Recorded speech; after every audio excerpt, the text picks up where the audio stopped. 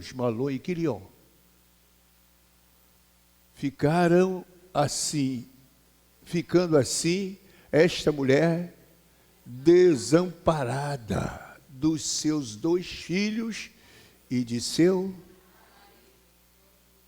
Então, se levantou ela com as suas noras e voltou dos campos de Moabe, porque na terra de Moabe ouviu que o Senhor tinha visitado o seu povo, dando o quê? Dando o quê? Podeis sentar, por favor. Irmãos, vamos tratar esse assunto hoje como plagiando, é óbvio, né? A gente está sempre antenado com o que acontece à nossa volta, né? Tem que ser assim, senão não estamos vivendo no mundo, né? Casos de família. Casos de família. Aqui está um caso de família no qual há muitas e muitas lições que podemos tirar. Selecionamos alguma. A primeira delas aprendemos com a história de Noemi que toda decisão tomada tem os seus prós e contras. Toda decisão tomada tem os prós e contras. O histórico diz que em Belém de Judá, Belém dos Efrateus, e tu, Belém Efrata. Vai haver mais à frente uma profecia. E o que é que vai acontecer de extraordinário nesse Belém Efrata? Vocês se lembram? Qual foi o maior acontecimento de todo o tempo, todos os séculos, de todas as eras? O que aconteceu lá, igreja? Nasceu Jesus, né? O Salvador do mundo. A gente só sabe disso nas cantatas de Natal, né? Só em dezembro que a gente se antena.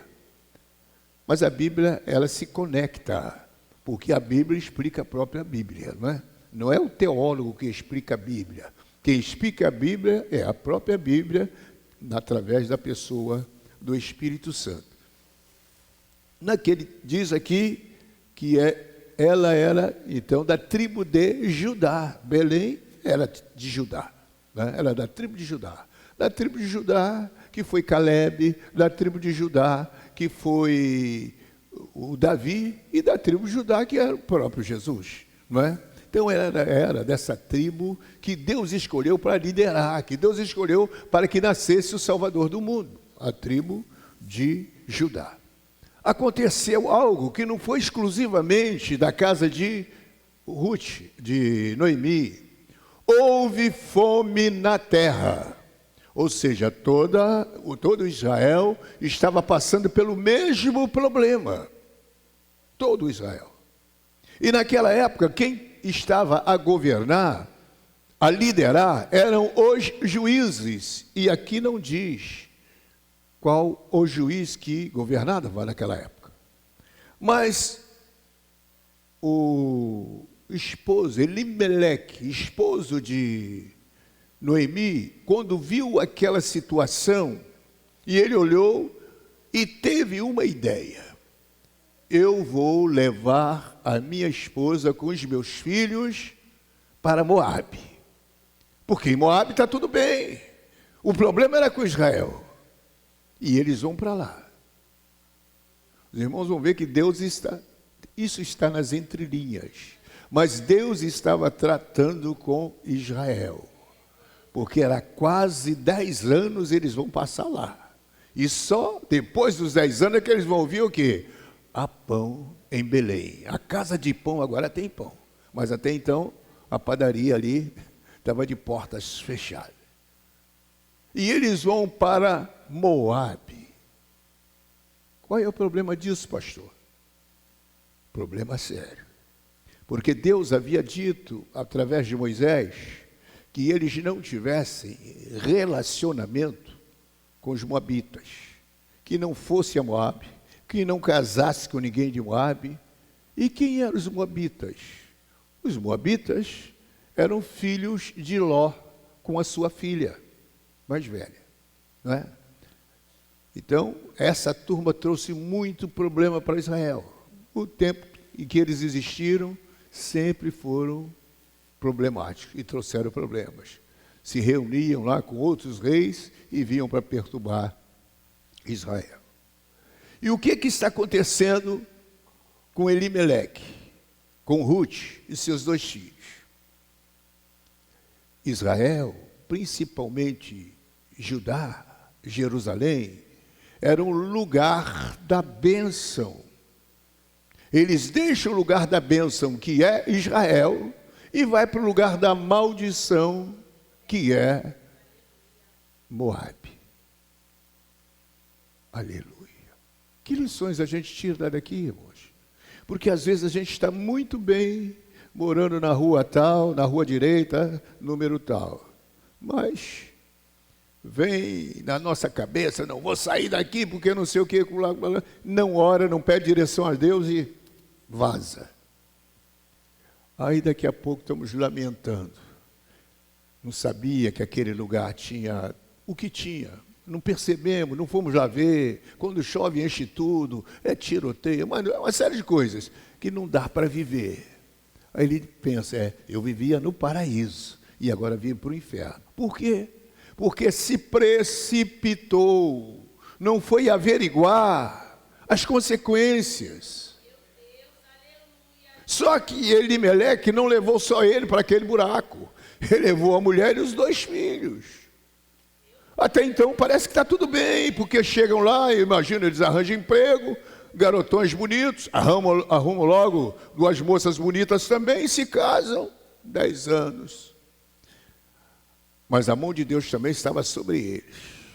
E nesses 10 anos, nenhum dos 2 gera filhos.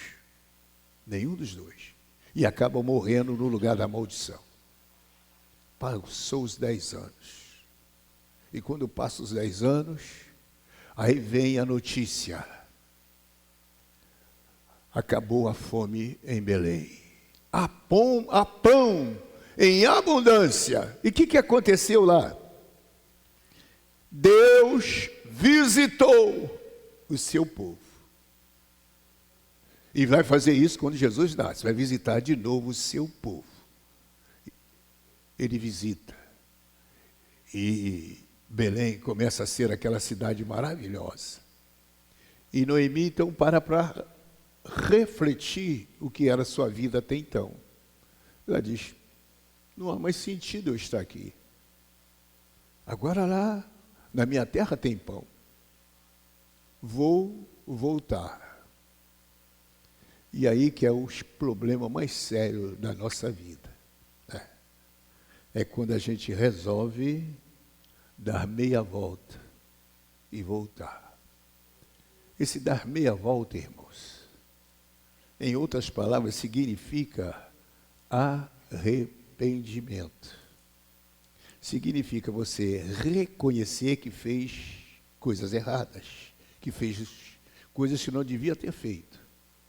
E quando você dá meia volta, você não vai começar de onde parou, não. Você vai voltar para aqui, no início da tua caminhada, e começar tudo de novo. Não tem atalho. Na vida cristã não há atalho. O caminho é reto. É um alto e bom retiro, não é? Então o caminho é reto. Perdas de Noemi em Moabe. Ela perde o marido. Porque quando nós estamos fora da direção de Deus, é o que acontece. Perdas. E nós estamos prontos para perdas? Claro que não. Ninguém quer perder. Todo mundo quer ser vitorioso, não é? Então ela começa a perder. Ela perde o marido. Mas sobrou os 2 filhos. Mas daqui a pouco morre o primeiro. E daqui a pouco morre o segundo. Isso vai gerar em Noemi alguma coisa, não é?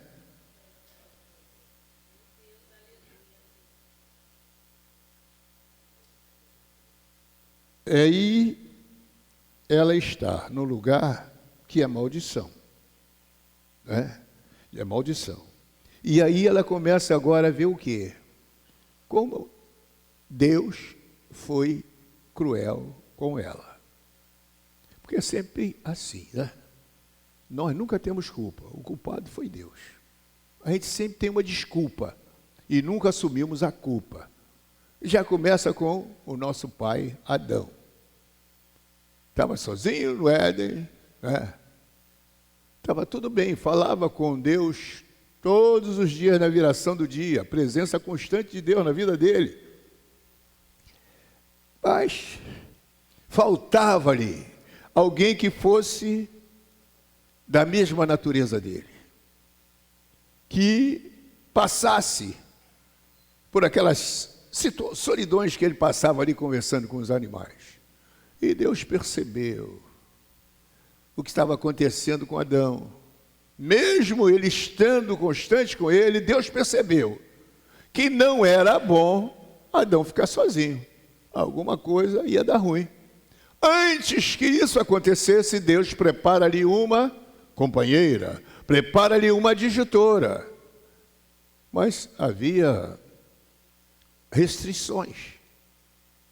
E as restrições diziam que tinha uma árvore no meio do jardim, que eles não deveriam comer dela, porque no dia que comesse, morreriam.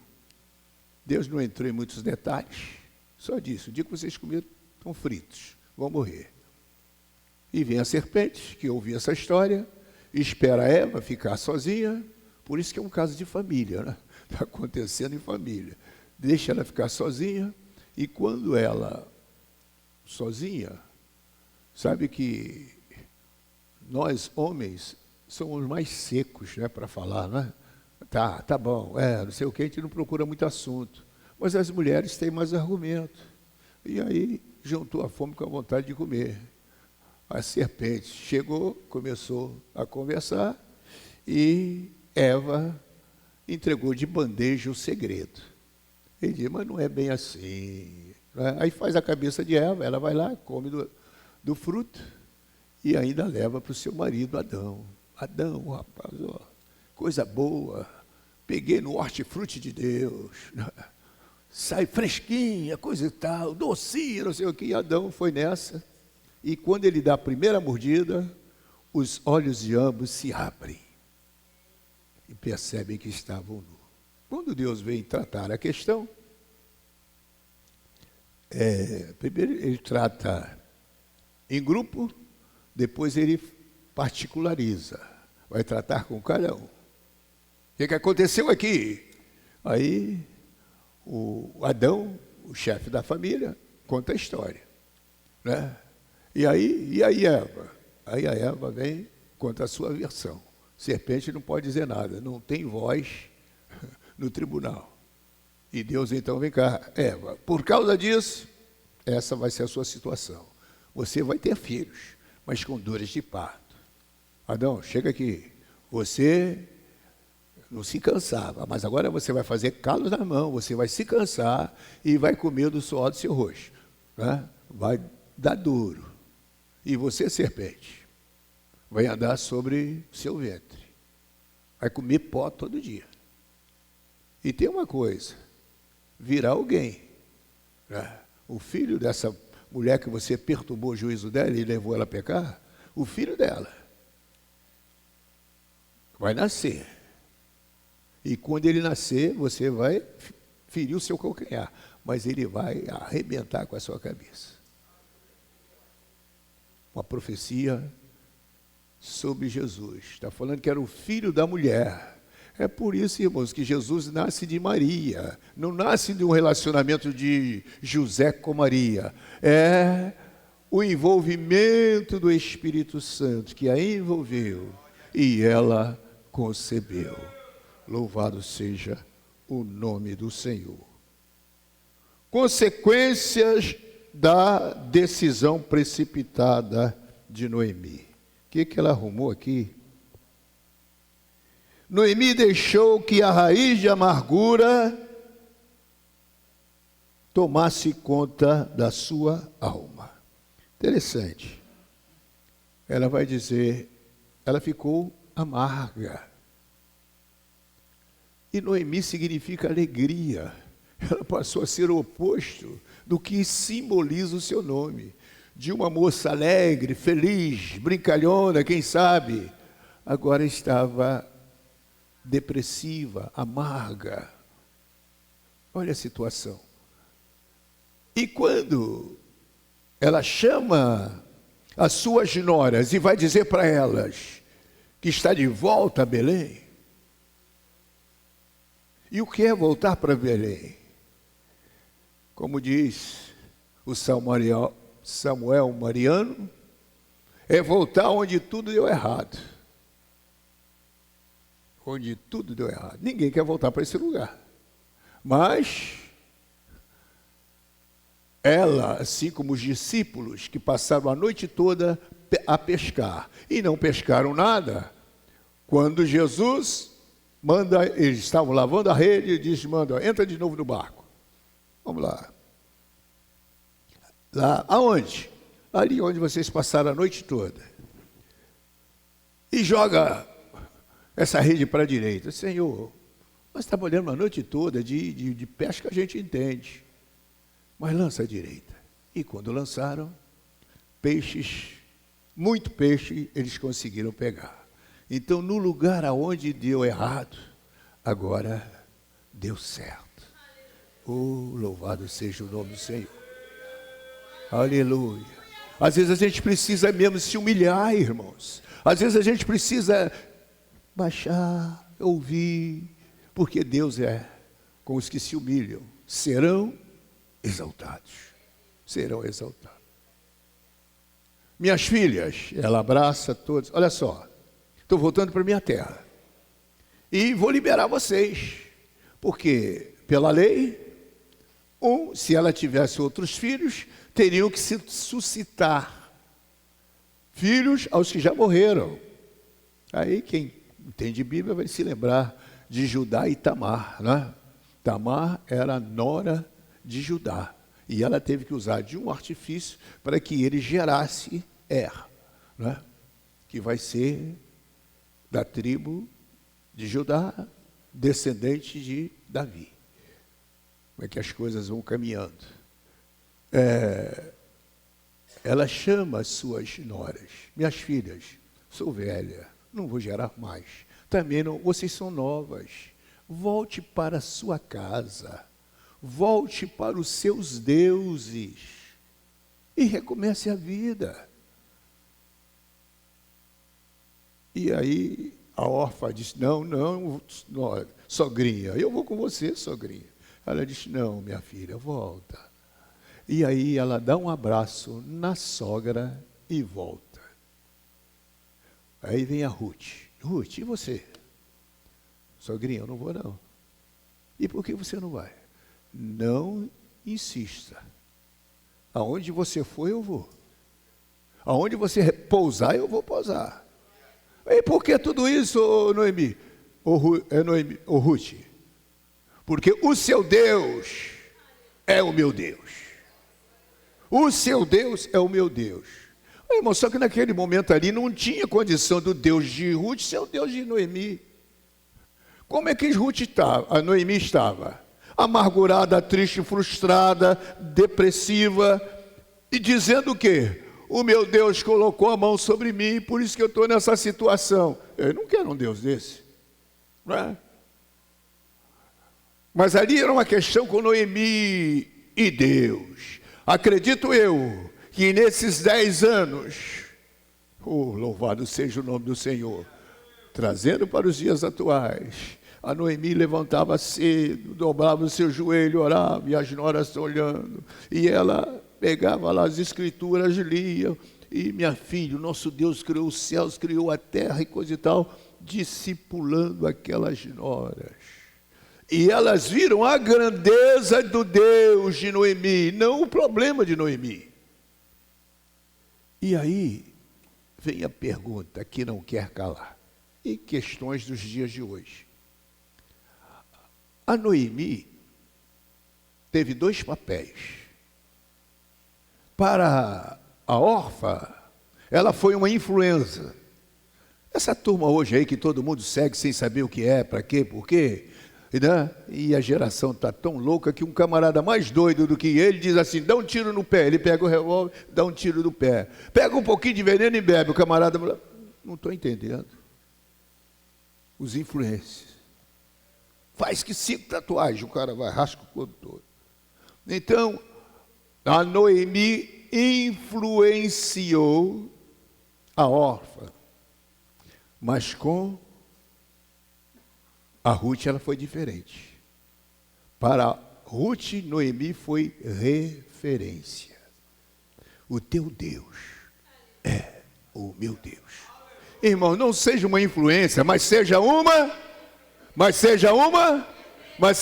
referência. O Deus dele pode, o Deus dele sabe, o Deus dele cura, o Deus dele resolve. Oh, louvado seja o nome do Senhor. Oh, aleluia. Glória seja dado o nome do Senhor. O que a Bíblia diz sobre raiz de amargura? Hebreus 12 e 15. Tenha cuidado de que ninguém se prive da graça de Deus e de que nenhuma raiz de amargura brotando vos perturbem e por ela muitos se contaminam. A raiz de amargura é coisa terrível. O que o escritor aos Hebreus está dizendo? Se você viver com uma pessoa amargurada, você não vai ser alegre, você vai ser amargurado também, porque é uma raiz que contamina. Raiz que contamina. E Deus não quer isso. Por isso o sangue dele foi derramado na cruz do Calvário, para que você pudesse se blindar de todas essas coisas. O sangue de Jesus purifica de todo pecado. Então não deixe amargura, né? Traga alegria para a sua vida. O contraste da amargura é a alegria, o oposto.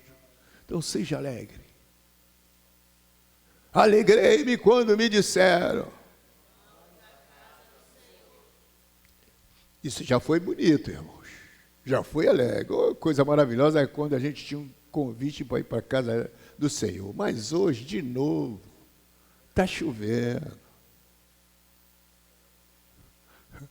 Vai ter não sei o quê.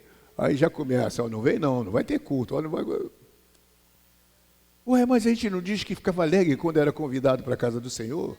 Mas pastor, naquele tempo não tinha tiroteio, naquele tempo não tinha chuva forte. É melhor a gente... Ué. É lógico, a gente sabe, né? Deus não muda, mas o crente muda, né? Antigamente a gente era crente, mas hoje a gente antigamente nós éramos crentes, feito de barro, mas provado no fogo, né? Então, virava um vaso. Hoje não, a gente é um crente feito de açúcar, qualquer coisa pode nos detonar. É um problema sério, né? Uma boa notícia pode mudar nossa história. Casos de família. Acontece na família. Uma má notícia atinge toda a família. De repente, um diagnóstico em alguém pode estar perto de nós ou em outro estado ou até em outro país. É família. Há uma reação. Mas quando alguém da família passou no concurso tal, casou bem, comprou um carro, uma casa, essa boa notícia, o que faz conosco? Nos alegra e muda a nossa história. Você chega, alguém faz os exames e vem lá o diagnóstico, você está com essa doença incurável. Aí procura oração, está orando, buscando, e Deus começa a agir, começa a fazer, e daqui a pouco você ouve que está curado. Alguém decreta, alguém declara, alguém libera. Você está curado ou curada em nome de Jesus. Oh, aleluia, boa notícia. Aí vai ao médico, raio-x, ultrassonografia, e mais não sei o quê, exame de sangue. Olha para cá, olha para lá. Eu não estou entendendo, mas eu quero te dizer uma coisa, eu não estou vendo nada aqui. Você está curado. E não é uma boa notícia? Está em casa, desempregado há algum tempo, daqui a pouco chega um... Hoje não tem também, né? Muda tudo. Não tem mais telegrama. Mas antigamente chegava o telegrama, você olhava, compareça não sei o que, coisa da o quê. A porta de emprego se abriu. Alguém, você se inscreveu aí na casa própria. Agora, irmãos, só abrindo casos de família. Quem mora de aluguel. Gente, tem tantos... como é que se diz? Promoções, tantos empreendimentos, melhor dizendo, de casa própria. Se movimenta, vai lá, vê se dá para se inscrever. Pode ser que a renda familiar não dê, mas pode ser que dê. Não é? Vai na fé em Cristo. E você, quem sabe, vai sair de lá inscrito numa casa que está sendo feita, num apartamento que está sendo feito, no condomínio, que às vezes tem piscina, tem lazer. E ali você vai morar. Mas você tem que ir à luta, você tem que acreditar. Não é? Se a gente ficar, esse aluguel, essa coisa, e não faz nada, a coisa fica difícil. Deixa eu encerrar aqui, porque a hora é a hora, né? Finalmente,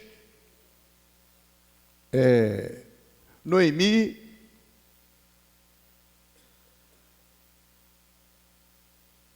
decidiu. Ela volta para Moabe, para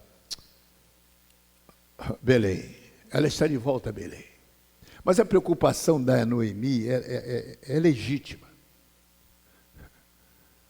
Eu não vou aguentar isso. Vão me ridicularizar. Eu vou virar meme. Eu saí daqui, salto alto, roupa de grife, não sei o que agora. Olha o meu estado. Ah, não. Isso acontece quem está afastado dos caminhos do Senhor. Não volta não, rapaz. Ninguém vai te aceitar. Aquilo que você fez, não tem jeito. Deus não te quer mais. E as pessoas querendo voltar mais, ficam presas. E aí você tem que dizer para ela, olha, o nosso Deus perdoa pecado, sabia? A questão toda é você se arrepender. Você se arrependeu? Deu meia volta? Quem se encontrar com ele? Eu tenho uma boa notícia para você. Ele está de braços abertos. Te esperamos no mesmo lugar onde você deixou ele. Oh, glória! Aleluia! Ele não faz exclusão, nem acepção de pessoas. Tudo depende da gente. Mas Noemi teve que vencer esse obstáculo. E foi tão diferente quando ela chegou na cidade, passando com a sua nora. Engraçado que alguns já sabiam da história, porque a nossa história chega antes, às vezes, da gente. Chega antes. Eu me lembro quando jovem, eu trabalhava numa empresa em que consertávamos fogão, a empresa era Varig, e fomos numa comunidade, no morro que tem ali no Rio Comprido, fugiu o nome da rua, que sai logo debaixo do elevado. E tínhamos que ir lá em cima no morro, para colocar um fogão para funcionar. O motorista parou a Kombi, na época, e subimos. A gente ia passando, a gente nem chegou lá, não dissemos nada. Não, esses aí vão lá na casa de fulano consertar o fogão. Aquele dali, quer dizer, a gente nem tinha chegado, já sabiam que a gente estava lá. E não tinha esses telefones, nem esse negocinho, não. Mas comunicação verbal, rápida. E todo mundo já dizia, é a Noemi, ela está voltando. Essa menina aí que está com ela, é a nora dela.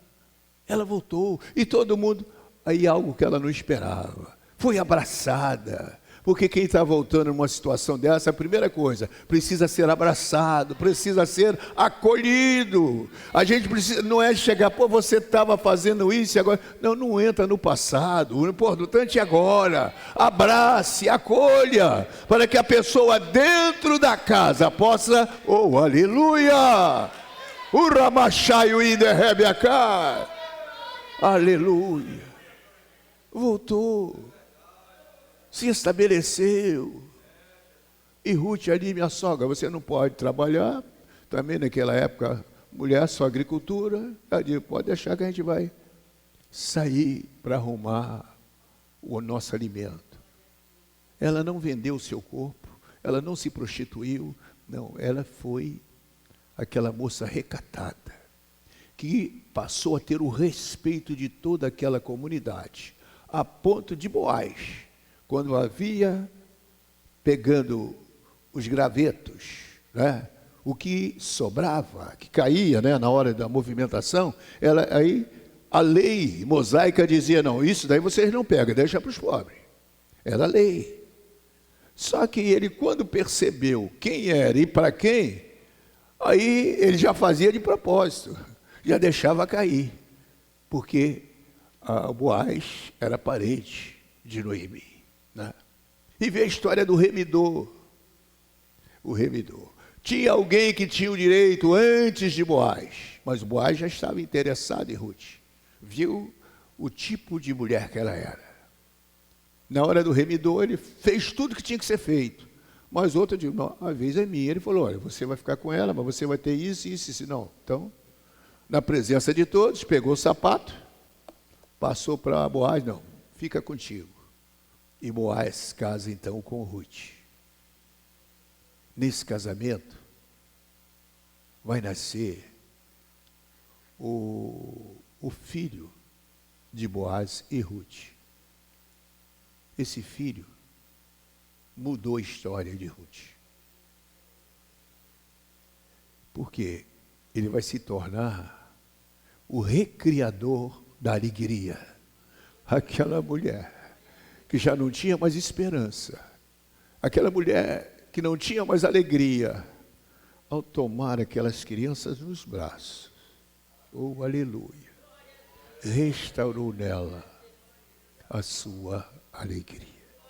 Irmã Priscila, vamos fechar. Louvado seja o nome do Senhor. Com esse louvor, a gente fecha e retorna a palavra aqui ao pastor Heraldo para fazer a conclusão.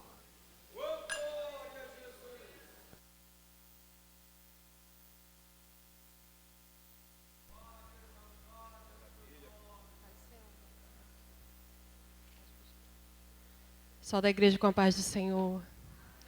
Vamos louvar junto esse louvor. Aleluia.